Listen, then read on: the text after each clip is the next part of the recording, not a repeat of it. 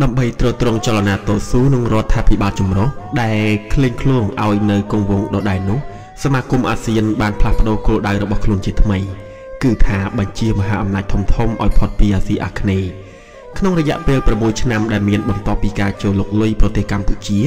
คือเคยเมียนการปงเริงกำลังดอสัมบามอจามวยในวัตเมียนโยธีระบบโซเวียตขนมมหาสมุทรแปซิฟิกได้ยกดำรับตามโดยสหรัฐอเมริกาดาวเฉลี่ยเตียนยกคนนับระยะปีเพียบไอเการะบบเวียดนามนั่งสถานเพียบเศรษฐกิจประกอบโดยครุฑนะนังการกลุ่มเรียมคำแหงระบบจันกรงมอสกูบานเฟอร์คลูนเตอร์จีเนะความปีประเทศเวียดนามดอสำคัญบำพอดจีทโนมกเวงผู้โซเวียตเตอร์บานอนุญาตเอาตังมูลฐานโยธีจิจารกันแหลงได้กรงฮานอยทลอบโจเจปะดิไซด์ตั้งปีบุญชนามกเฮา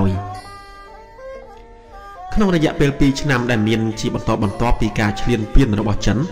กรงมอสกูบานผูกกงสเปียวุฒเตอร์เอากรงฮานอยได้มีนำไหลดอเตอร์ปี$9สมาหนึ่งปีปอนเลียน$คือจานเจียงชนะมวยป้อนปรำบุญเราจะสับปรำใบจำนวนดอกดองตัวมกเทียกาประโกสัมเพระสักบานเตอร์ถอยจ๊อกปังไตตุ่มหมจีมชุ่มในจำนวนโยธีระบบโซเวียตในแต่เมียนจำนวนประหารจีปรำปีโดย$50ขนมมวยชนะได้กรงฮานอยบานตัวจีไปแซ่ในสัมเพระจ้าได้บรรดาโปรเตในกเตกาสัญญาวาสูวีปัจจุบันโรลีบัตสมาลนังสัมปอนมัดโดเตเทียระบบโซเวียตตกจอแรงปลาเตอร์หายปังไตเวียดนามเตอแต่บังไฮในการดังคนคลักโดยเกโดยไอ้ได้จับปิดไงในเตอร์ทวีแต่งออกระบบประเทศบ้านบากจุ่มหออย่างถมสำหรับบุคคลลักเฟอร์การระบบโซเวียต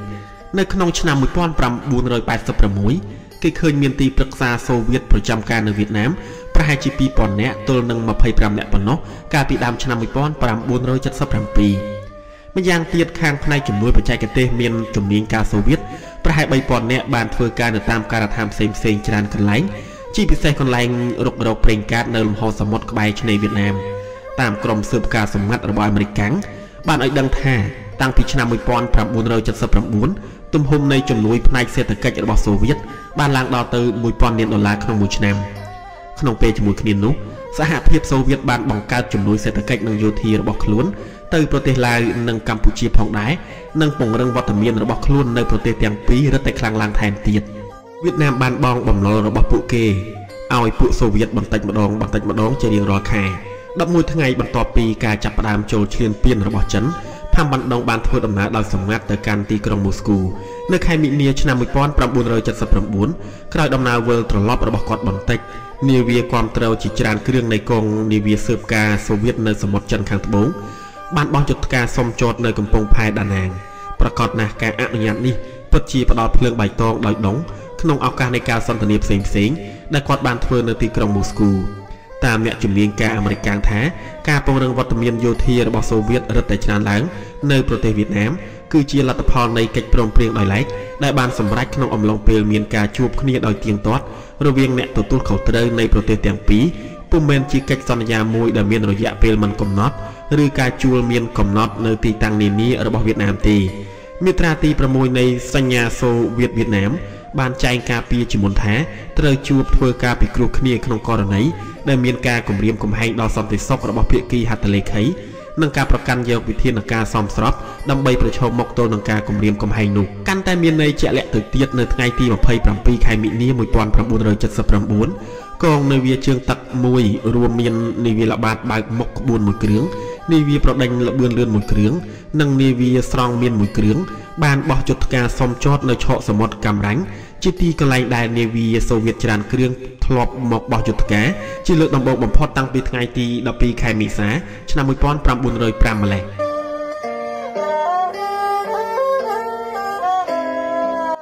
ในไงนุ่งในเวียมวยกองทอมเมียนจำนวนสายสปีเกลืองได้ดักนอมดาวดอมในเวียนิยมสไตส์จาชมูซีโนวีอโรเดสบองสกีบานเฉลี่ยโจลหมกขนมเฉาะสมดนี้เพียบโคกเนี่ยแต่มวยกดคือการปีชนะมวยป้อนปรำบุญเลยปรำเมื่อที่นุ่มเมียนแต่กันแรงยกจุงทมมวยปนนกได้ปีบะสนะอาศัยหนึ่งพองนังการการกับดอยปุบารันพองปุในบ้านบัญชีเอากองในเวียระบบโซเวียตจะเจนปีตีนุดำใบกาปีอับชีกระตเพียบระบบโปรเตขนมสงครามระเวียงโซเวียตญี่ปุ่นจัดสบุนชนามกราวปุอเมริกันบ้านบางซอตกปีกราวปุเกในมูลฐานอากาศจอในมูลฐานเนวิโจมวยได้มีสาระสำคัญคลังเกียงเกบัมพอดในตีบัมพอดมูลฐานนี้ก็คล้ายตะเกียมูลฐานเนวิโจอย่างถม ร របស់ពួកសូវៀតវិញនឹងជាកំពុងផែឈប់សំចតដ៏សំខាន់របស់គេនៅក្រៅសហភាពសូវៀតហើយក៏ជាមូលដ្ឋានសម្រាប់ការវិទីនៃកងនាវាចររបស់ខ្លួននៅសមុទ្រចិនខាងត្បូងនិងមហាសមុទ្រឥណ្ឌាដែរអាស្រ័យដោយការសម្រេចតាំងពីដំបូងមួយពួកសូវៀតមិនកសាងមូលដ្ឋានទ័ពណាមួយនៅទឹកដីប្រទេសក្រៅដែលអាចត្រូវបោះបង់ចោលវិញឡើយលើកលែងតែមូលដ្ឋានកាំរ៉ាញ់នៅវៀតណាមមួយប៉ុណ្ណោះនៅទីនោះមានស្ថានីយ៍ឆ្លប់ចាំស្ដាប់មួយសម្រាប់កត់ត្រាទុកនៅចលនាកងនាវាចររបស់អាមេរិកនិងចិននៅក្នុងសមុទ្រចិនខាងត្បូងក៏ប៉ុន្តែពួកសូវៀតបានបង្កើនចំនួននាវាធំៗនិងយន្តហោះរបស់ខ្លួនដែលតាំងមូលដ្ឋាននៅឆកសមុទ្រកាំរ៉ាញ់ម្ដងបន្តិចម្ដងប៉ុន្តែដោយគ្មានភ័យនិងអន្តរាយនាវាដែលបញ្ជូនមកនៅឆ្នាំ1979មានពី5ទៅ10គ្រឿងនិងពី25ទៅ35គ្រឿងនៅក្នុងឆ្នាំ1985ចំណែកយន្តហោះគេបានបញ្ជូនមកជាមធ្យមមួយថ្ងៃពី10ទៅ15គ្រឿងនៅឆ្នាំ1979និងពី35ទៅ40គ្រឿងនៅរយៈពេល6ឆ្នាំក្រោយមកទៀតជាមួយយន្តហោះទម្លាក់គ្រាប់បែកសម្រាប់វាប្រហារតាមសមុទ្រចំនួន16គ្រឿង Mark Better យន្តហោះ MiG 23មួយកងដែលអាចធ្វើអន្តរាគមន៍គ្រប់ពេលទោះជាស្ថានភាពឧតុនិយមបែបណាក៏ដោយបូកបន្ថែមនឹងយន្តហោះដឹកជញ្ជូននិងយន្តហោះស៊ើបការជាច្រើនដែលសុទ្ធតែសុំចតនៅវៀតណាមទាំងអស់បានធ្វើឲ្យសមត្ថភាពធ្វើអន្តរាគមន៍របស់សហភាពសូវៀតនៅភូមិភាគអាស៊ីអាគ្នេយ៍លឿនហួសពីបំណងដ៏ខ្ជាប់ខ្ជួនមិនសមហេតុផលរបស់ខ្លួនមុនឆ្នាំ1978ទៅទៀតនៅដើមឆ្នាំ1986សហភាពសូវៀតបានក្លាយទៅជាមហាអំណាចជើងទឹកមួយក្នុងចំណោមមហាអំណាចជើងទឹកដំបូងនៅអាស៊ីគឺថានាវាធំៗរបស់សូវៀតពី20ទៅ25គ្រឿងរួមទាំងនាវាមួយទឹកមួយចំនួនផងបានបើកបរល្បាតច្រវាក់ច្រវែងនៅសមុទ្រចិនភាគខាងត្បូងដោយរៀបចំបំរុងឆកសមុទ្រកាំរ៉ាញ់ឲ្យទៅជាកន្លែងសម្រាប់ផ្គត់ផ្គង់ស្បៀងអាហារប្រេងឥន្ធនៈគ្រាប់រំសាវនិងអូសសម្រាប់ជួសជុលកប៉ាល់ផងដោយហេតុនេះក្រុងមូស្គូអាចពង្រាយកម្លាំងរបស់ខ្លួនក្នុងមហាសមុទ្រឥណ្ឌាចំនួន2ដងខ្លាំងជាងកាលពីអតីតកាលបើក្រឡេកមើលទៅក្រោយវិញការជ្រើសរើសរបស់ព្រីសិនស្គី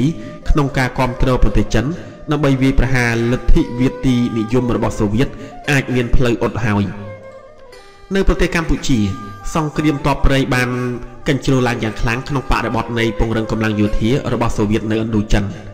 ក៏ប៉ុន្តែបន្ទាប់ពីរយៈពេល2ឆ្នាំនៃដំណើរទស្សនកិច្ចជាប្រវត្តិសាស្ត្ររបស់តេងនៅក្រុងវ៉ាស៊ីនតោនភាពចាំបាច់ជាយុទ្ធសាស្ត្រដែលធ្លាប់ធ្វើឲ្យពួកអាមេរិកលេងសន្លឹកបៀចិនលែងដូចមុនទៀតហើយសម្ព័ន្ធភាពជាយុទ្ធសាស្ត្ររវាងចិនអាមេរិកដែលព្រីសិនស្គីតស៊ូយ៉ាងស្វិតស្វាញធ្វើឲ្យបានសម្រេចនៅឆ្នាំ1978បានចាប់ផ្ដើមជួបការលំបាកជាមួយនឹងការជ្រើសតាំងលោក Ronald Reagan ជាប្រធានាធិបតីដែលបានសន្យាក្នុងអំឡុងពេលធ្វើការឃោសនារកសម្លេងឆ្នោតថាគាត់នឹងកែលម្អទំនាក់ទំនងផ្សេងៗរវាងសហរដ្ឋអាមេរិកនិងតៃវ៉ាន់ឲ្យបានល្អប្រសើរជាងមុនរហូតមកដល់ឆ្នាំ1980ទើបសម្ព័ន្ធភាពនេះបានទទួលផ្លែផ្កាបន្ទាប់ពីការលុកលុយប្រទេសអាហ្គានីស្ថានដោយពួកសូវៀតក្រោមទម្រង់ជាសហប្រតិបត្តិការមួយខាងសន្តិសុខតាក់ទងនឹងវិស័យជាច្រើនក្នុងពេលជាមួយគ្នានោះប្រទេសចិនបានចាប់ផ្ដើមពិនិត្យឡើងវិញក្នុងការសម្របផ្នែកយុទ្ធសាស្ត្ររបស់ខ្លួនតាមសហរដ្ឋអាមេរិកសម្រាប់មូលហេតុផ្សេងៗខាងនយោបាយក្នុងប្រទេសការទាស់តែងគ្នារបស់ខ្លួនជាមួយនឹងក្រុងវ៉ាស៊ីនតោនស្ដីពីបញ្ហាលក់អាវុធទៅឲ្យតៃវ៉ាន់ខ្លាយជាច្បាស់លាស់ហើយនោះជាបញ្ហាដែលຕົកមិនទាន់សម្រេចក្នុងកិច្ចព្រមព្រៀងរួមមួយនៅខែធ្នូឆ្នាំ1978ដើម្បីប្រញាប់ចង់ឃើញការធ្វើឲ្យមានប្រក្រតីភាពជាលទ្ធផលសិននយោបាយបរទេសរបស់ក្រុងប៉េកាំងក៏ផ្លាស់ប្ដូរទិសដែរពីសេចក្តីអំពាវនាវឲ្យមានការចាត់តាំងរណសិរ្សរួបរวมមួយប្រឆាំងនឹងក្រុងមូស្គូដែលអួតដោយតេងស៊ូពីងប្រទេសចិនបានបែរទៅចងសាមគ្គីភាពជាមួយនឹងបណ្ដាប្រទេសតតេយ្យលោកវិញនិងស្វែងរកការធ្វើសហប្រតិបត្តិការខាងសេដ្ឋកិច្ចជាជាងការប្រឈមមុខដាក់គ្នា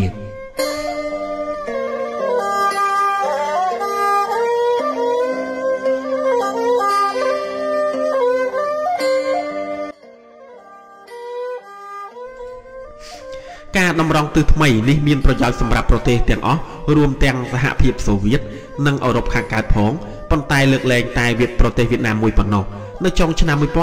1981លីសៀនៀនឧបនាយករដ្ឋមន្ត្រីចិនបានប្រកាសថាប្រទេសរបស់គាត់ប្រាថ្នាបន្តដំណើរធ្វើឲ្យមានប្រក្រតីភាពជាមួយក្រុងមូស្គូឡើងវិញដែលបានផ្អាកតាំងពីមានការលុកលុយប្រទេសអាហ្វហ្គានីស្ថានមកដោយឆ្លៀតទាញយកផលប្រយោជន៍ពីភាពតានតឹងរវាងក្រុងវ៉ាស៊ីនតោននិងក្រុងប៉េកាំងសហភាពសូវៀតបានធ្វើប្រតិកម្មដោយអនុគ្រោះចំពោះការកម្រាស់ជាតិថ្មីនៅយកចិត្តទុកដាក់ពីសំណាក់ប្រទេសចិននេះ នៅថ្ងៃទី25 ខែមីនាឆ្នាំ1982 Leonid Brezhnev អគ្គលេខាបកកុម្មុយនីសសូវៀតបានសម្ដែងឲ្យដឹងជាសាធារណៈនៅបំណងកែលម្អទំនាក់ទំនងផ្សេងៗរវាងប្រទេសទាំងពីរឡើងវិញដោយរំលឹកទាំងប្រុងប្រយ័ត្នថាក្រុងមូស្គូមិនដែលយល់ស្របនឹងនិក្ខេបបទប្រទេសចិនពីឡើយគាត់ជៀសវាងមិនចោទពួកចិនថាជនក្បត់នឹងលទ្ធិម៉ាសលេនីនដោយការពីដើមទេគឺថាយើងមិនដែលជំទាស់ហើយឥឡូវនេះយើងក៏មិនជំទាស់ពីអធិភាពនៃប្រព័ន្ធសង្គមនិយមមួយនៅប្រទេសចិនទេក្រុងប៉េកាំងបានសងសម្ដីទៅវិញភ្លាមៗដោយបង្ខំឲ្យក្រុងមូស្គូដកចោលនៅឧបសគ្គចំនួន3ក្នុងការធ្វើឲ្យមានប្រក្រតីភាពរវាងប្រទេសទាំងពីរដែលប្រទេសចិនចាត់ទុកថាជាការគំរាមកំហែងដល់សន្តិសុខរបស់ខ្លួនទី1ការគាំទ្ររបស់សូវៀតចំពោះការកាន់កាប់ប្រទេសកម្ពុជាដោយវៀតណាម2ការកាន់កាប់ប្រទេសអាហ្វហ្គានីស្ថានដោយពួកសូវៀត3ការពង្រាយទ័ពយ៉ាងសម្បើមនៅតាមព្រំដែនចិន7 ខែក្រោយមកការជួបចរចាគ្នាស្ដីពីការធ្វើឲ្យមានប្រក្រតីភាពបានចាប់ផ្ដើមជាថ្មីបន្ទាប់ជាមានការធានាដែលអះអាងជាសាធារណៈដោយប្រេសណែវថាការខិតចូលចិត្តគ្នាជាមួយប្រទេសចិននឹងមិនធ្វើឲ្យខូចប្រយោជន៍ដល់ប្រទេសទី3ក៏ដោយក៏ក្រុងហាណូយត្រូវធ្វើឲ្យអាក់អន់ក្នុងចិត្តដោយការបើកកិច្ចចរចានេះរួចជាស្រេចនេះពុំមែនជាលើកទី1ទេដែលមហាអំណាចជាមិត្តម្នាក់បានលះបង់ផលប្រយោជន៍របស់វៀតណាមសម្រាប់អត្ថប្រយោជន៍ជាយុទ្ធសាស្ត្រផ្ទាល់របស់ខ្លួននោះប៉ុន្តែការជួបគ្នាជាបន្តបន្ទាប់ចំនួន7លើករវាងចិននិងសូវៀតដែលប្រព្រឹត្តទៅចាប់ពីសេរតៈរដូវឆ្នាំ1982ហាក់ដូចជាពុំនាំទៅដល់ភាពធូរស្រាលណាមួយស្ដីពីការគាំទ្ររបស់សូវៀតឡើយដោយជាក់ស្ដែងក្រុងមូស្គូក៏មិនធ្វើឲ្យមានគ្រោះថ្នាក់ដល់គោលដៅជាយុទ្ធសាស្ត្ររបស់ខ្លួននៅប្រទេសវៀតណាមដើម្បីបំពេញចិត្តចិនដែរថ្មីបើមានឧបសគ្គជាច្រើនដែលត្រូវដោះស្រាយជាបន្ទាន់ក៏ដោយក៏ទំនាក់ទំនងផ្នែកសេដ្ឋកិច្ចពាណិជ្ជកម្មនិងវប្បធម៌រវាងប្រទេសចិននិងសហភាពសូវៀតបានរីកលូតលាស់គួរឲ្យកត់សម្គាល់ឧទាហរណ៍នៅឆ្នាំ1985មានការផ្លាស់ប្ដូរគណៈប្រតិភូទៅវិញទៅមករវាងប្រទេសទាំងពីរលើសពី7 លើកបន្ទាប់ពីទស្សនកិច្ចជាលើកដំបូងនៅប្រទេសចិននៅខែធ្នូឆ្នាំ1984របស់អ្នកទទួលខុសត្រូវជាន់ខ្ពស់សូវៀតម្នាក់គឺឧបនាយករដ្ឋមន្ត្រីអ៊ីវ៉ាន់អាឃីពើនិងទស្សនកិច្ចរបស់ឧបនាយករដ្ឋមន្ត្រីចិនយ៉ាវជីលីននៅសហភាពសូវៀតក្នុងខែកក្កដាឆ្នាំ1985ក្រុងមូស្គូបានយល់ព្រមសន្យាផ្ដល់ហិរញ្ញវត្ថុសម្រាប់ការធ្វើទំនើបកម្មខាងផ្នែកឧស្សាហកម្មចំនួន17 កន្លែងនិងស្ថាបនារោងចក្រថ្មីចំនួន7 ទៀតកិច្ចព្រមព្រៀងមួយដែលចុះហត្ថលេខានៅឆ្នាំ1985បានចែងថាពាណិជ្ជកម្មជាឧបតោភាគីនឹងត្រូវបង្កើនចំនួន1គុណនឹង12 ដងក្នុងរយៈពេល5 ឆ្នាំក្រុងប៉េកាំងបានបន្តទាមទារថាទំនាក់ទំនងជាក់លាក់ខាងនយោបាយនឹងអាចកែលម្អឲ្យបានប្រសើរលើសមុនតែដរាបណាឧបសគ្គផ្សេងៗជាពិសេសឧបសគ្គស្ដីពីប្រទេសកម្ពុជានឹងត្រូវបានដកចេញដោយក្រុងមូស្គូ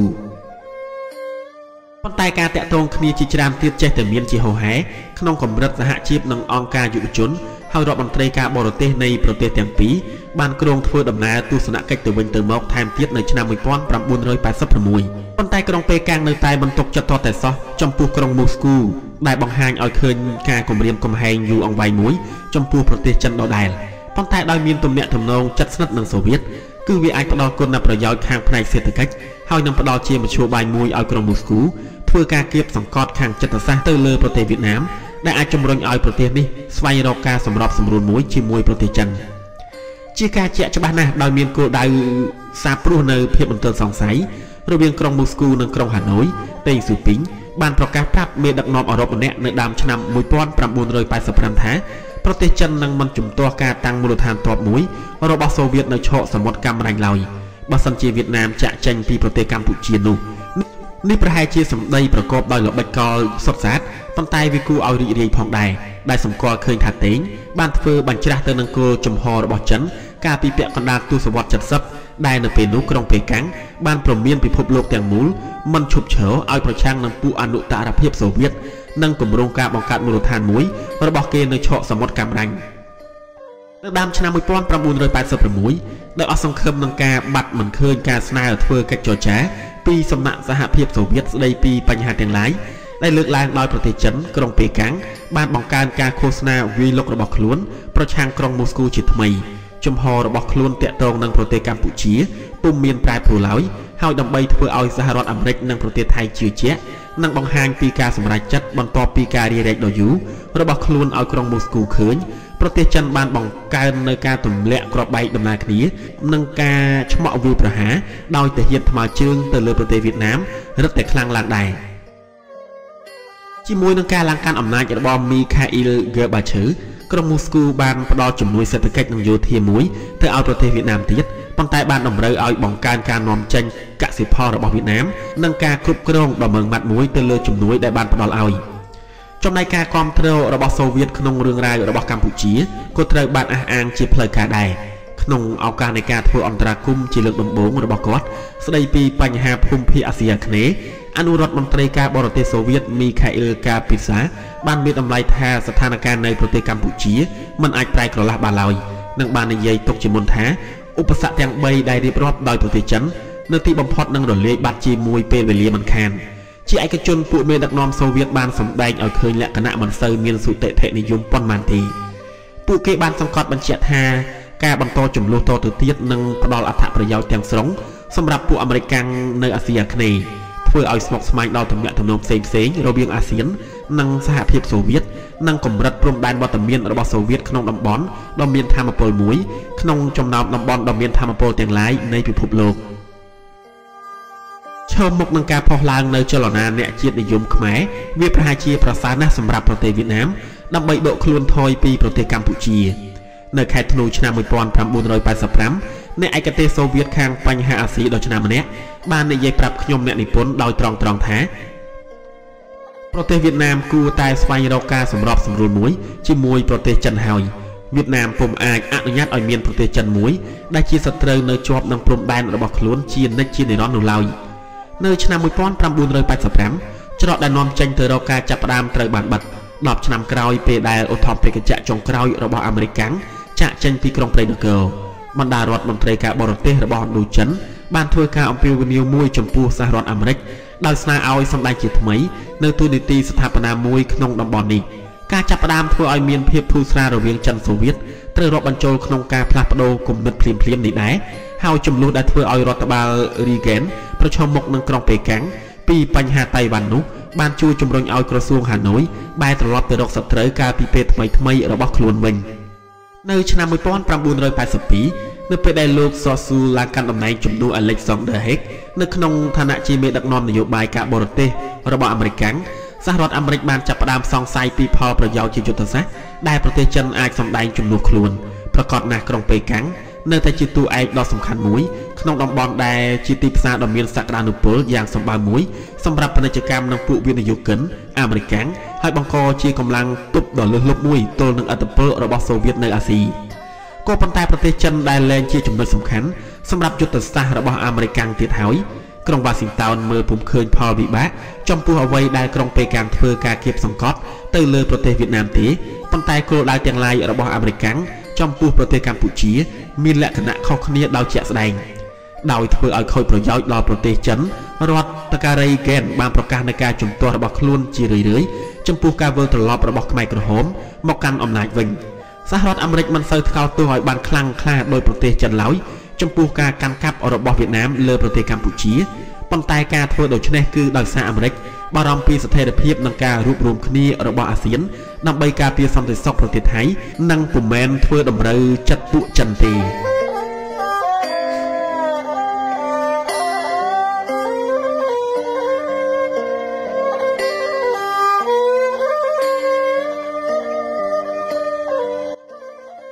ក្រុងវ៉ាស៊ីនតោនបានជៀសវាងគំនិតលួចផ្ដើមជាឯកតេយ្យជនទាំងអស់ស្ដីពីបញ្ហាកម្ពុជាប៉ុន្តែនៅពីក្រោយឆាកវិញសហរដ្ឋអាមេរិកបានជួយជ្រោមជ្រែងអាស៊ានឲ្យបង្កើតរដ្ឋាភិបាលចម្រុះមួយសម្រាប់ប្រទេសកម្ពុជានិងធានាស្វែងរកជ័យជំនះឲ្យរដ្ឋាភិបាលនេះនៅអង្គការសហប្រជាជាតិថែមទៀតនៅឆ្នាំ 1982 សហរដ្ឋអាមេរិកបានផ្ដើមកម្មវិធីផ្ដល់ជំនួយដោយមិនចំពោះមួយដែលមានចំនួនទឹកប្រាក់ $15 លានក្នុងមួយឆ្នាំសម្រាប់ផ្ដល់ឲ្យដៃគូទាំងឡាយមិនមែនកុម្មុយនីសក្នុងរដ្ឋាភិបាលចម្រុះតាមរយៈប្រទេសផ្សេងៗនៃសមាគមអាស៊ានដែលអនុលោមទៅតាមនិន្នាការនយោបាយថ្មីរបស់អាមេរិកក្នុងការគ្រប់គ្រងអ្នកប្រយុទ្ធដើម្បីសេរីភាពប្រឆាំងកុម្មុយនីសក្នុងទូទាំងពិភពលោកសភាជាន់ទាបរបស់អាមេរិកបានសម្រេចនៅឆ្នាំ 1985 អនុញ្ញាតឲ្យផ្ដល់ជំនួយសេដ្ឋកិច្ចនិងយោធា ឬយោធាដល់ចលនាតស៊ូរបស់កម្ពុជាជាផ្លូវការក្នុងទឹកប្រាក់រហូតដល់ទៅ$5 លាននៅក្រុងហាណូយមានសញ្ញាថាពេលវេលាផ្លាស់ប្ដូរគេមិនព្រួយបារម្ភដោយហួសហេតុពេកទេពីការសម្រេចចិត្តនេះដែលរួមជាការជាប់ពាក់ព័ន្ធដោយផ្ទាល់លើកដំបូងរបស់សហរដ្ឋអាមេរិកនៅឥណ្ឌូចិនតាំងពីឆ្នាំ1975មកគេពិតជាដឹងពីលក្ខណៈជានិមិត្តរូបនៃរឿងនេះហើយជាពិសេសគេដឹងណាស់ពីការពង្រីកស្ថានភាពជាយុទ្ធសាស្ត្រដែលកើតមានភ្លាមៗនៅអាស៊ីខាងកើតការគុនគូរបស់វៀតណាមធ្វើឲ្យគេនឹកឃើញដល់ការគុនគូកាលពីឆ្នាំ1978ដែរមុនការចុះហត្ថលេខាលើសន្ធិសញ្ញាជាមួយនឹងក្រុងមូស្គូនិងការធ្វើអន្តរាគមន៍នៅប្រទេសកម្ពុជាប្រទេសវៀតណាមបានខំប្រឹងប្រែងទាំងអស់សង្ឃឹមដើម្បីឲ្យធ្វើទំនាក់ទំនងផ្សេងៗរបស់ខ្លួនជាមួយក្រុងវ៉ាស៊ីនតោនមានប្រក្រតីភាពបន្ទាប់ពីរយៈពេល7 ឆ្នាំក្នុងការពង្រឹងឥទ្ធិពលរបស់ខ្លួននៅកម្ពុជាកន្លងផុតទៅប្រទេសវៀតណាមបានប្រឹងប្រែងភ្ជាប់ចំណងទាក់ទងជាថ្មីជាមួយនឹងសហរដ្ឋអាមេរិកនិងបង្កើនសកម្មភាពទៅរកគោលដៅអ្វីមួយរបស់ខ្លួនចំពោះក្រុងមូស្គូថែមទៀតបើទុកជាគ្រឿងសាស្ត្រាវុធរបស់សូវៀតបានជួយឲ្យមានការផ្ដួលរលំប៉ុលពតក៏ដោយក៏ប្រទេសវៀតណាមកាន់តែសប្បាយចិត្តឡើងថាទីបំផុតផលប្រយោជន៍ផ្នែកសន្តិសុខរបស់ខ្លួននៅឥណ្ឌូចិនអាចនឹងត្រូវធានាបានតាមតែរយៈដំណោះស្រាយជាអន្តរជាតិមួយប៉ុណ្ណោះដែលក្នុងនោះសហរដ្ឋអាមេរិកតោងតែសម្ដែងតួនាទីកលឹះមួយនៅក្រុងវ៉ាស៊ីនតោនឥឡូវនេះគេឆ្លងផុតសម័យក្រោយព្រីសិនស្គីហើយគឺថាសម្ព័ន្ធភាពជាមួយប្រទេសចិនបានទៅជារឿងបន្តបន្សំផ្ទុយទៅវិញគេយល់ថាថ្មីបើសម្ព័ន្ធភាពរបស់ខ្លួនជាមួយក្រុងមូស្គូមានសភាពជិតស្និទ្ធយ៉ាងណាក៏ដោយក៏ប្រទេសវៀតណាមគ្រាន់តែជាអាយ៉ងធម្មតាមួយប៉ុណ្ណោះអនុរដ្ឋមន្ត្រីការពារប្រទេសអាមេរិក Richard Armitage បាននិយាយប្រាប់ខ្ញុំអ្នកនិពន្ធជាសម្ងាត់ថាសហភាពសូវៀតនិងវៀតណាមពុំបានរៀបការនៅមុខអាចារ្យទេគាត់ជឿជាក់ថាសម្ព័ន្ធភាពនេះនឹងដោះដៃចេញពីគ្នានៅពេលដែលភាគីទាំងពីរលែងរកបានផលប្រយោជន៍របស់ខ្លួនតទៅទៀតបើទោះបីជាសហរដ្ឋអាមេរិកពុំទាន់បានត្រៀមខ្លួនត្រឡប់មកសម្ដែងតួនាទីដល់សកម្មមួយក្នុងតំបន់ដោយដែលប្រជាជនឥណ្ឌូចិនត្រូវការក៏ដោយក៏រដ្ឋការរីហ្គេនបានបង្ហាញវៀតណាមឲ្យដឹងពីមធ្យោបាយគៀបសង្កត់មួយដើម្បីបង្ខំឲ្យសហរដ្ឋអាមេរិកផ្ដើមធ្វើការសន្ទនាឡើងវិញដោយនិយាយពីការដោះស្រាយបញ្ហាទាហានអាមេរិកកាំងបាត់ខ្លួននៅឥណ្ឌូចិនចំនួន2500នាក់គឺជាអតិភិបជាតិដ៏សំខាន់មួយដោយជឿលើសញ្ញាលើកទឹកចិត្តផ្សេងៗក្នុងចំណោមជនជាតិវៀតណាមនៅខែកុម្ភៈឆ្នាំ1982 Richard Armitage បានធ្វើដំណើរទៅក្រុងហាណូយដើម្បីពិភាក្សាពីបញ្ហាទាហានបាត់ខ្លួននៅក្នុងសង្គ្រាមប៉ុន្តែដំណើរជាលើកដំបូងទៅក្រុងហាណូយរបស់អ្នកទទួលខុសត្រូវជាន់ខ្ពស់អាមេរិកម្នាក់ចាប់តាំងពីឆ្នាំ1977អ្វីត្បិតតែបានទទួលលទ្ធផលជាក់លាក់ស្ដួយស្ដាងក៏ដោយប៉ុន្តែវាបានធ្វើឲ្យវៀតណាមចេញផុតពីភាពឯកាហើយធ្វើឲ្យក្រុងប៉េកាំងនិងរដ្ឋធានីខ្លះៗរបស់អាស៊ានព្រួយបារម្ភដូចគ្នាដោយអនុលោមទៅតាមទិសនយោបាយថ្មីដែលប្រកាន់យកនៅដើមរដូវក្តៅឆ្នាំ1982ក្រុងវ៉ាស៊ីនតោនមិនទាន់សម្រេចចិត្តទៅទូតពីរឿងនេះទៅកាន់ក្រុងហាណូយនៅឡើយទេទោះបីជាស្ថានភាពរបស់កម្ពុជាមិនផ្លាស់ប្ដូរបន្តិចបន្តួចក៏ដោយបន្ទាប់ពីការជួបគ្នាកម្រិតខ្ពស់ជាច្រើនលើកនិងការធ្វើដំណើរដ៏ជាក់លាក់មួយចំនួនអង្គធាតុទាហានអាមេរិកប្រហែល100នាក់បានត្រូវដឹកយកទៅស្រុកវិញនៅឆ្នាំ1985ក្រុងហាណូយឈានរហូតដល់អនុញ្ញាតឲ្យកងទ័ពអាមេរិកមួយក្រុមធ្វើការរុករកអង្គធាតុនៅតាមកន្លែងធ្លាក់យន្តហោះថែមទៀតវៀតណាមក៏បានសន្យាធ្វើគ្រប់លទ្ធភាពទាំងអស់របស់ខ្លួនដើម្បីដោះស្រាយពីបញ្ហាទាហានបាត់ខ្លួនក្នុងសង្គ្រាមក្នុងរយៈពេល2ឆ្នាំនៅដើមឆ្នាំ1986 Armitage ដែលអមដំណើរដោយលោក Paul Wolfowitz អនុរដ្ឋមន្ត្រីការបរទេសសម្រាប់អាស៊ីខាងកើតនិងប៉ាស៊ីហ្វិកបានធ្វើដំណើរទៅកាន់ប្រទេសវៀតណាមក្នុងឋានៈជាមេដឹកនាំគណៈប្រតិភូអាមេរិកមួយក្រុមដែលជាគណៈប្រតិភូថ្នាក់ខ្ពស់លើកដំបូងតាំងពីបេសកកម្មរបស់លោក Leonard Woodcock មក Armitage បានវិលត្រឡប់មកប្រទេសវិញជាមួយការធានាធ្វើសហប្រតិបត្តិការមួយយ៉ាងពេញលេញពីសំណាក់ប្រទេសវៀតណាមដែលគ្មានដាក់លក្ខខណ្ឌអ្វីជាបឋមឡើយដោយបន្តនៅការវាយលុកប្រឡំស្នេហ៍របស់ខ្លួនក្រុងហាណូយបានបង្ហាញឲ្យឃើញនៅលទ្ធភាពកម្រិតកំណត់ក្នុងការចេញចូលរបស់ពួកសូវៀតនៅឆកសមុទ្រកាំរ៉ាញ់របស់ខ្លួននៅឆ្នាំ1985ក្រុងហាណូយបានចាប់ផ្ដើមបន្លុយពីឲ្យដឹងនៅក្រុងវ៉ាស៊ីនតោនថាឆកសមុទ្រកាំរ៉ាញ់នៅតែស្ថិតនៅក្រោមការត្រួតត្រារបស់វៀតណាមជានិច្ចហើយក្នុងករណីដែលមានដំណោះស្រាយពីចំនួនរបស់កម្ពុជាវត្តមានយោធារបស់សូវៀតនៅទីនោះអាចនឹងត្រូវកាត់បន្ថយរឿងទាំងអស់នេះពិតជាគួរឲ្យតាក់ទាញចិត្តមែនប៉ុន្តែពួកអាមេរិកស្គាល់ច្បាស់ណាស់ពីល្បិចរបស់វៀតណាមព្រោះតែមិនទុកចិត្តទោះបីជាយ៉ាងណាក៏ដោយក៏ពួកអាមេរិក មិនចង់បណ្ដោយខ្លួនឲ្យអូសទាញចូលទៅក្នុងកិច្ចចរចាផ្សេងៗដែលអាចនឹងធ្វើឲ្យខូចប្រយោជន៍ដល់ការរួបរวมគ្នារបស់អាស៊ាននិងធ្វើឲ្យមានគ្រោះថ្នាក់ដល់យុទ្ធសាស្ត្ររបស់ក្រុងបាងកកស្ដីពីបញ្ហាកម្ពុជាឡើយក្រុងវ៉ាស៊ីនតោនបានទទួលយកដោយអនុគ្រោះនៅសំណើធ្វើសហប្រតិបត្តិការផ្នែកមនុស្សធម៌របស់ប្រទេសវៀតណាមដែលតាមរយៈសហប្រតិបត្តិការអាចរៀបចំឲ្យមានប្រក្រតីភាពផ្នែកការទូតជាយថាហេតុមួយប៉ុន្តែបានបន្តទាមទារឲ្យមានការដកថយកងទ័ពរបស់វៀតណាមចេញពីប្រទេសកម្ពុជាទុកជាលក្ខខណ្ឌដំបូងសម្រាប់ការផ្សះផ្សាទាំងអស់ចំណែកវៀតណាមបានអះអាងថាសហប្រតិបត្តិការរបស់គេស្ដីពីបញ្ហាទាហានបាត់ខ្លួនក្នុងសង្គ្រាមបាននាំមកផ្ដល់ឲ្យគេនៅគុណប្រយោជន៍មួយចំនួនមិនខានពួកវៀតណាមសង្ឃឹមថាបរិយាកាសមានលក្ខណៈមិនសូវប្រឆាំងប៉ុន្មានទេក្រុងវ៉ាស៊ីនតោននឹងបន្ទន់ជំហររបស់ខ្លួនស្ដីពីបញ្ហាកម្ពុជានឹងញ៉ាំងឲ្យប្រទេសចិនបង្ហាញលក្ខណៈសម្របសម្រួលច្រើនជាងមុនហើយនឹងញ៉ាំងឲ្យប្រទេសថៃលុះក្នុងអំណាចខ្លួនដូចគ្នាយ៉ាងហោចណាស់ក៏ពួកគេមានគំនិតការពារគ្រោះថ្នាក់ទុកជាស្រេចអំពីយុទ្ធនាការប្រឆាំងវៀតណាមដែលកំពុងដោះដាលនៅសហរដ្ឋអាមេរិកស្ដីពីរឿងអ្នកទោសដែលតាមគេអះអាងថាត្រូវឃុំឃាំងដោយក្រុងហាណូយពួកមេដឹកនាំវៀតណាមក៏សង្ឃឹមផងដែរថាការគាំទ្ររបស់អាមេរិកចំពោះចលនាតស៊ូកម្ពុជាដែលបង្ហាញដើមហេតុដោយការដឹកនាំផ្នែកមនោគមវិជ្ជារបស់រដ្ឋការរេហ្គេននឹងថមថយចុះមិនខានតាំងពីការចូលលុកលុយប្រទេសកម្ពុជាវៀតណាមនិងគូសត្រូវទាំងឡាយរបស់ខ្លួនគិតថាពេលវេលានឹងស្ថិតនៅជាមួយពួកគេក្រុងហាណូយសង្ឃឹមថារៀងរាល់ឆ្នាំដែលកន្លងផុតទៅនឹងធ្វើឲ្យចំហរបស់របបហេងសំរិនរឹតតែរឹងមាំឡើងក្នុងកម្ពុជាមួយដែលរស់ឡើងវិញហើយថានៅទីបំផុតពិភពលោកក៏ទទួលស្គាល់អំពើដែលបានធ្វើជាជ្រុលស្រេចទៅហើយព្រោះគេធុញទ្រាន់នឹងការគាំទ្រសង្គ្រាមតស៊ូមួយដែលគ្មានសង្ឃឹមនឹងឈ្នះទន្ទឹមនឹងនោះក្រុងប៉េកាំងគិតថាវៀតណាមដែលលងត្រនេះក្នុងសង្គ្រាមតបប្រេងមួយដែលគ្មានច្រកចេញនិងដោយមើលឃើញសេដ្ឋកិច្ចនិងសន្តិសុខរបស់ខ្លួនត្រូវគំរាមកំហែងយ៉ាងធ្ងន់ធ្ងរបន្ទាប់មកការដាក់ទណ្ឌកម្មសេដ្ឋកិច្ចនិងការគៀបសង្កត់ខាងយោធានៅទីបំផុតច្បាស់ជាដកកងទ័ពថយពីកម្ពុជាមិនខានប៉ុន្តែសង្គ្រាមនៅប្រទេសកម្ពុជាបានឈានចូលដល់ឆ្នាំទី7ហើយគ្មានការប្រមាណទុកជាមុនណាមួយទំនងជាធ្វើឲ្យសម្រេចលិចជារូបរាងឡើងសង្គ្រាមពង្រីកពង្រើដែលប្រទេសចិនបង្កើតឡើងបានធ្វើឲ្យប្រទេសវៀតណាមចុះខ្សោយយ៉ាងខ្លាំង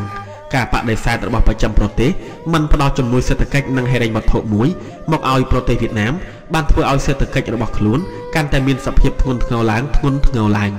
តាំងពីសង្គ្រាមបានបញ្ចប់ប្រជាជនវៀតណាមជាង1លាននាក់បានរត់ចេញពីមាតុប្រទេសដែលមានមួយចំនួនធំបានរត់ចេញទៅនៅក្រោយឆ្នាំ1979ប្រទេសវៀតណាមដែលកាលពីដើមជាដាវីតជាព្រះមហាក្សត្រទី2របស់ជនជាតិអេប្រឺប្រហែលឆ្នាំ1010ទៅ970មុនគ្រិស្តសករាជនិងជាអ្នកវាយឈ្នះហ្គូលីយ៉ាតអាមេរិកាំងអ្នកចម្បាំងជនជាតិហ្វីលីស្តាំង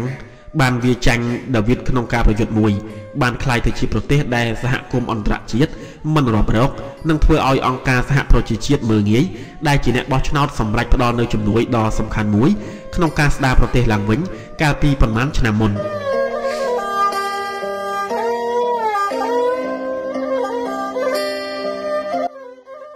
នៅដើមឆ្នាំ1986បំណុលខាងក្រៅរបស់វៀតណាមបានឡើងដល់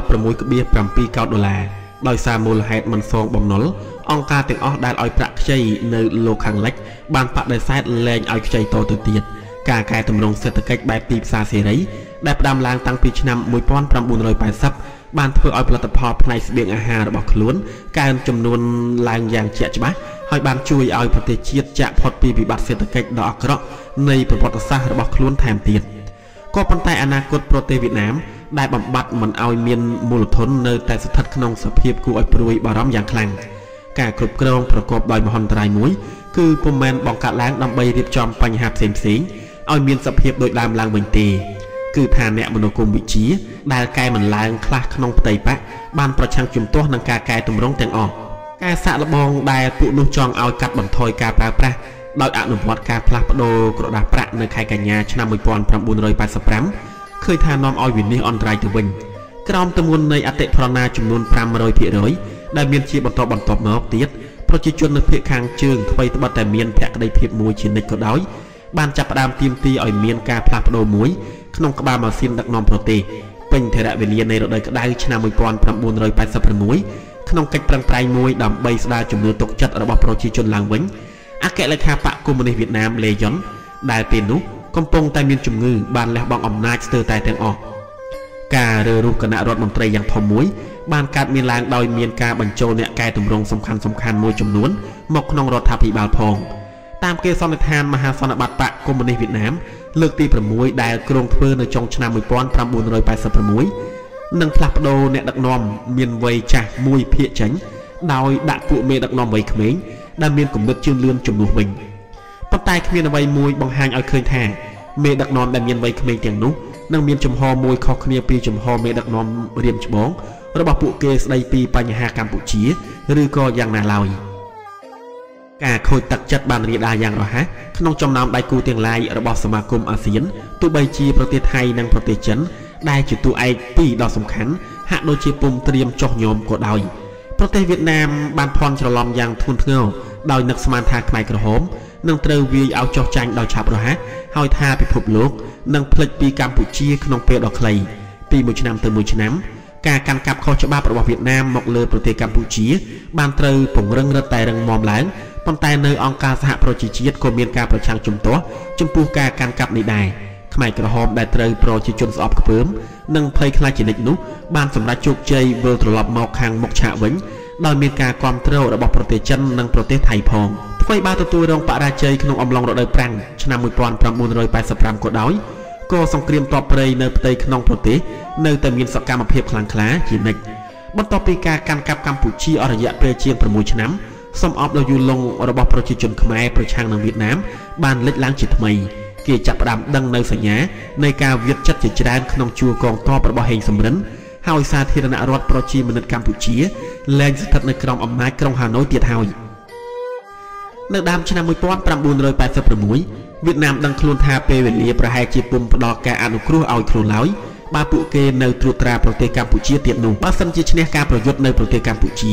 ក៏ប្រទេសវៀតណាមមុខជានឹងចាញ់ការប្រយុទ្ធដើម្បីសន្តិភាពនិងវិបុលភាពដែរ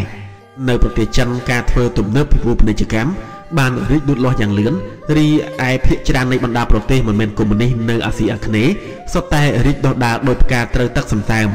គឺថាមានតែឥណ្ឌូចិនមួយប៉ុណ្ណោះដែលហាក់ដូចជាជំរុញទៅរកភាពចុះដុនដាបទោះជាដូច្នោះក៏ដោយក៏ក្រុងហាណូយពុំមានកែប្រែជំហររបស់ខ្លួនស្ដីពីបញ្ហាកម្ពុជាបន្តិចណាសោះដោយនៅតែចាត់ទុកថាកម្ពុជាជាមូលដ្ឋានផ្ដល់សន្តិសុខដល់ប្រទេសខ្លួនហើយមានអ្នកប្រឹងកំចាត់ចោលចលនាតស៊ូថែមទៀតប៉ុន្តែបានចាប់ផ្ដើមគ្រោងគិតពីដំណោះស្រាយខាងការទូតមួយជាជាងគ្រោងគិតពីរដ្ឋាភិបាលចម្រុះមួយដែលដឹកនាំដោយសម្ដេចសីហនុនិងដែលទ្រទ្រង់ដោយការធានារ៉ាប់រងផ្សេងៗរបស់អន្តរជាតិដំណោះស្រាយនេះប្រហែលពើប្រទេសនឹងការប្រឆាំងជំទាស់ពីគូសត្រូវទាំងឡាយរបស់ខ្លួនដែលសង្ឃឹមថាប្រមាណឆ្នាំទៅមុខទៀតប្រទេសវៀតណាមនឹងយល់ច្បាស់មិនខានប៉ុន្តែជាមួយនឹងក្រុមមេដឹកនាំថ្មីមួយក្រុងហាណូយពុំបានត្រៀមដាក់អាវុធចុះឡើយបើទុកខ្លួនត្រូវបង់ខាតក្នុងរឿងនេះយ៉ាងណាក៏ដោយសង្គ្រាមឥណ្ឌូចិនលើកទី3ពិតជាមិនអាចជៀសរួចមែនឬដោយក្រឡេកមើលទៅអតីតកាលគេអាចឆ្លើយព្រមគ្នាថាអាចជៀសរួចនិងមិនអាចជៀសរួចប្រកាសហើយភាពតានតឹងដ៏ជាក់លាក់មួយនៅតែមានប្រវត្តិសាស្ត្របានបន្សល់នៅស្លាកស្នាមយ៉ាងជ្រៅក្នុងផ្នត់គំនិតគូទំនាស់ផ្សេងមួយផ្នែកគឺវៀតណាមនិងខ្មែរហើយមួយផ្នែកទៀតគឺវៀតណាមនិងចិនដែលតែងមិនទុកចិត្តគ្នាទៅវិញទៅមកយ៉ាងខ្លាំងដំណើរផុសឡើងវិញនៅចលនាអ្នកជាតិនិយមដើម្បីទាមទារទឹកដីនិងការតស៊ូដើម្បីការត្រួតត្រាប្រភពធនធានផ្សេងដែលធ្វើឲ្យខ្សោះអស់តាំងពីយូរមកហើយ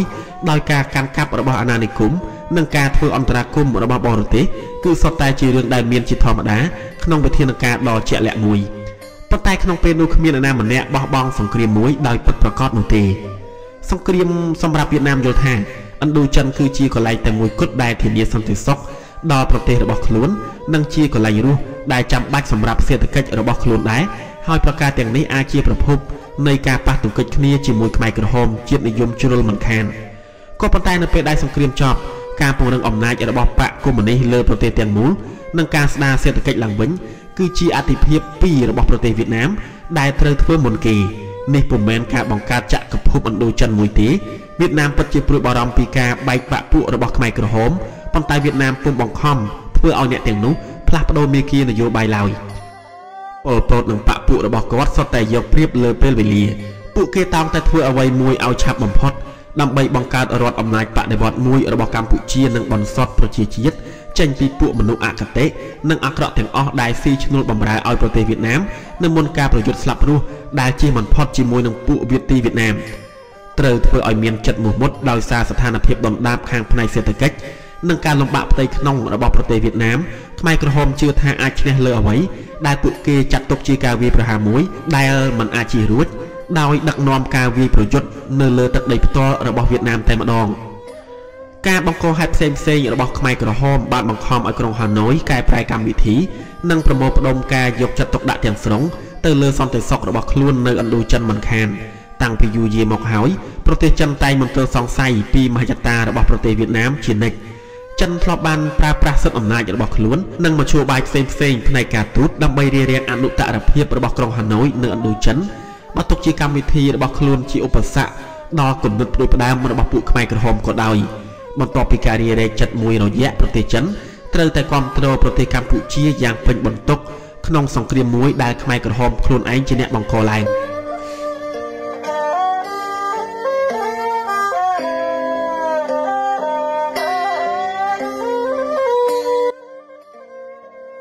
ភាពគប់ជួនមួយនៃស្ថានភាពដ៏ចង្រៃនៅលើឆាកអន្តរជាតិបាននាំឲ្យស្ថានភាពនៅឥណ្ឌូចិនមានភាពរឹតតែធ្ងន់ធ្ងរឡើងដែរក្នុងរយៈពេលប្រហែល3ឆ្នាំប្រទេសចិនបានត្រូវធ្វើឲ្យជាប់រវល់យ៉ាងខ្លាំងក្នុងការតស៊ូផ្ទៃក្នុងរបស់ខ្លួនរហូតមកទល់ចុងឆ្នាំ1978ព្រោះតែរៀបចំការពិភាក្សាថ្មីមួយស្ដីពីបញ្ហានៅឥណ្ឌូចិននាមនៃនយោបាយប្រទេសចិនគិតតែអំពីការប្រឆាំងជាអកម្មមួយដែលធ្វើឲ្យនឹកឃើញដល់ទម្លាប់ជាប្រពៃណីនិងការអនុវត្តដោយម៉ាស៊ីននៅគោលការណ៍សំខាន់នៃលទ្ធិម៉ៅនិយមវៀតណាមរក្សាក្តីសង្ឃឹមនិងធ្វើឲ្យពួកអាមេរិកកាំងត្រឡប់មកក្នុងតំបន់វិញដើម្បីធ្វើជាអ្នកធានាថ្មីដល់សមត្ថកម្លាំងនៅទីនេះសេចក្តីសង្ឃឹមនេះត្រូវបានធ្វើឲ្យខកចិត្តដោយការប្រងើយកន្តើយរបស់សហរដ្ឋអាមេរិកចំពោះអាស៊ីក្រោយសម័យសង្គ្រាមវៀតណាមនិងដោយការប្រឆាំងជំទាស់យ៉ាងម៉ឺងម៉ាត់ពីសហសភាអាមេរិកកាំងអ្វីបើស៊ីរូស្វ៉ាន់សនិងរីឆាតហូប្រុកយល់ច្បាស់ពីឱកាសដែលចំនួននៅឥណ្ឌូចិនបង្ហាញខ្លួនជាថ្មីចំពោះក្រុងវ៉ាស៊ីនតោនក៏ដោយក៏អ្នកទាំងពីរបានចាញ់ការប្រយុទ្ធខាងការិយាធិបតេយ្យជាគុណប្រយោជន៍ដល់អ្នកប្រឆាំងសូវៀតដ៏ខ្លាំងក្លាម្នាក់គឺ Zbigniew Brzezinski ដែរបើវិនិច្ឆ័យរឿងនេះតាមប្រវត្តិសាស្ត្រថ្មីបណ្ដាឆ្នាំដែលមកដល់នៅពេលបន្ទាប់មុខជានឹងជួបប្រទះការឈឺចាប់និងប្រហែលជាបង្ហូរឈាមច្រើនជាងមុនប្រទេសចិនបានសម្រេចចិត្តបំបាក់ប្រទេសវៀតណាមហើយអះអាងពីឧត្តមភាពផ្ទាល់របស់ខ្លួននៅអាស៊ីអាគ្នេយ៍ថែមទៀតប្រទេសចិនគ្រាន់តែគាំទ្រដោយអន្លើក្នុងការដាក់ឲ្យអនុវត្តនៅគម្រោងការនេះដោយសមាគមអាស៊ាននិងប្រចាំប្រទេសប៉ុណ្ណោះប្រទេសវៀតណាមបានសម្រេចចិត្តរក្សាអត្ថប្រយោជន៍ដែលដណ្ដើមបានដោយកម្លាំងអាវុធនិងដោយសេចក្តីត្រូវការដែលដាក់បង្ខំមកលើប្រជាជនផ្ទាល់របស់ខ្លួនបើក្រុងប៉េកាំងនិងក្រុងហាណូយមិនទប់មហិច្ឆតាផ្សេងរបស់ខ្លួនទេឥណ្ឌូចិនពិតជាមិនបានស្គាល់សន្តិភាពឡើយអ្វីបើប្រទេសចិនមានវិសាលភាពធំល្វឹងល្វើយនិងមានប្រភពធនធានមនុស្សមិនចេះរីងស្ងួតក៏ដោយក៏ប្រទេសចិនពុំអាចធ្វើឲ្យប្រទេសវៀតណាមលុះក្នុងអំណាចរបស់ខ្លួនដែរប្រទេសវៀតណាមដោយមានការគាំទ្រពីក្រុងមូស្គូផងនៅតែជាមហាអំណាចយោធាដ៏គួរឲ្យព្រឺខ្លាចមួយដដែលប៉ុន្តែដើម្បីពង្រឹងឧត្តមភាពរបស់ខ្លួននៅឥណ្ឌូចិនវៀតណាមត្រូវតែពុះពៀយកឈ្នះចលនាជាតិនិយមខ្មែរនិងភាពជាសត្រូវដែលមិនអាចសម្រុះសម្រួលបាននៃគូប្រជែងអស់រយៈពេលច្រើនសតវត្សមកហើយគឺប្រទេសថៃថែមទៀតក្រៅពីការលំបាកផ្សេងផ្នែកសេដ្ឋកិច្ចនិងសង្គមគិច្ចផ្ទាល់របស់ខ្លួនក៏ប៉ុន្តែបើប្រវត្តិសាស្ត្របង្រៀនឲ្យអ្នកនាំអាតទាំងអស់ចេះតែសង្ស័យគ្នាទៅវិញទៅមកដូច្នេះក៏វាបង្រៀនឲ្យអ្នកទាំងនោះដឹងថាសន្តិភាពជារឿងដែលអាចធ្វើបានចំនួនដ៏ស្វិតស្វាញដែលក្នុងនោះប្រទេសចិននិងប្រទេសវៀតណាមបានចូលរួមពុំអាចខត់ខាំងប្រទេសទាំងពីរដែលធ្លាប់ស្គាល់គ្នាយូរមកហើយមិនឲ្យឆ្លោះគ្នានោះទេការពីអតីតកាលនៅក្នុងចន្លោះសម័យកាលសង្គ្រាមវាមានសម័យកាលសន្តិភាពយូរអង្វែងដែរនៅពេលដែលប្រទេសចិនទទួលស្គាល់ថាពិបាកនឹងដាក់ប្រទេសវៀតណាមឲ្យស្ថិតនៅក្រោមអំណាចខ្លួនណាថ្មីបើប្រទេសវៀតណាមទទួលស្គាល់ឧត្តមភាពរបស់អាណាចក្រកណ្ដាលក៏ដោយដើម្បីនឹងឲ្យសន្តិភាពអាចត្រូវគេយកចិត្តទុកដាក់ប្រទេសចិនទទួលស្របថាការព្រួយបារម្ភដែលប្រទេសវៀតណាមមានចំពោះសន្តិសុខរបស់ខ្លួនបាននាំទៅដល់ការយកចិត្តទុកដាក់ចំពោះស្ថានភាពនៅប្រទេសកម្ពុជារបៀបដូចគ្នានឹងរឿងដែលប្រទេសចិនស្នើឲ្យក្រុងហាណូយប្រុងប្រយ័ត្ននឹងសន្តិសុខរបស់ខ្លួនដែរដោយក្រអឺតក្រអោងហួសហេតុពួកមេដឹកនាំប្រទេសវៀតណាមសពថ្ងៃ ប្រហែលជាពុំត្រៀមខ្លួនធ្វើតាមគំរូរបស់វៀនហ៊ុយវីរបុរសនៃចលនាតស៊ូប្រឆាំងចិនដែលបន្ទាប់ពីជ័យជំនះខាងយោធារបស់គាត់ប្រឆាំងនឹងអាណាចក្រកណ្ដាលហើយបែរជានាំយកស៊ុយសាអាកទៅថ្វាយព្រះចៅអធិរាជនៅក្រុងប៉េកាំងទេមើលទៅ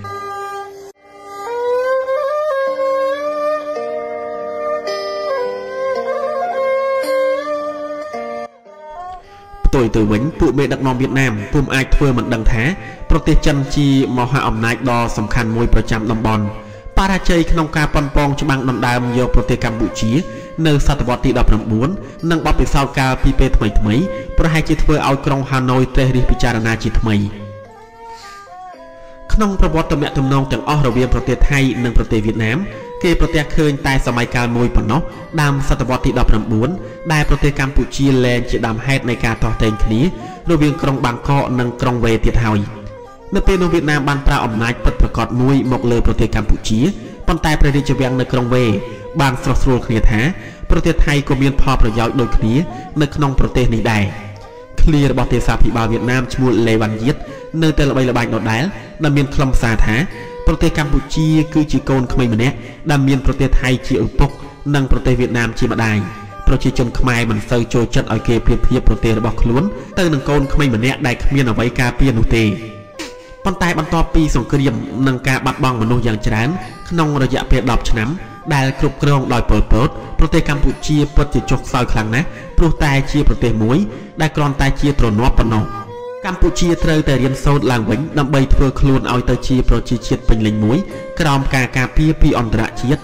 គឺពុំមែនក្រោមសហវិចិត្ររដ្ឋដែលមានន័យថាដែនដីដែលដណ្ដើមបានដោយការច្បាំងរួមគ្នារបស់វៀតណាមនិងថៃឡើយកម្ពុជានឹងត្រូវធ្វើឲ្យមានការគាំពារពីអន្តរជាតិប្រឆាំងនឹងការវិលត្រឡប់មកវិញរបស់ខ្មែរក្រហម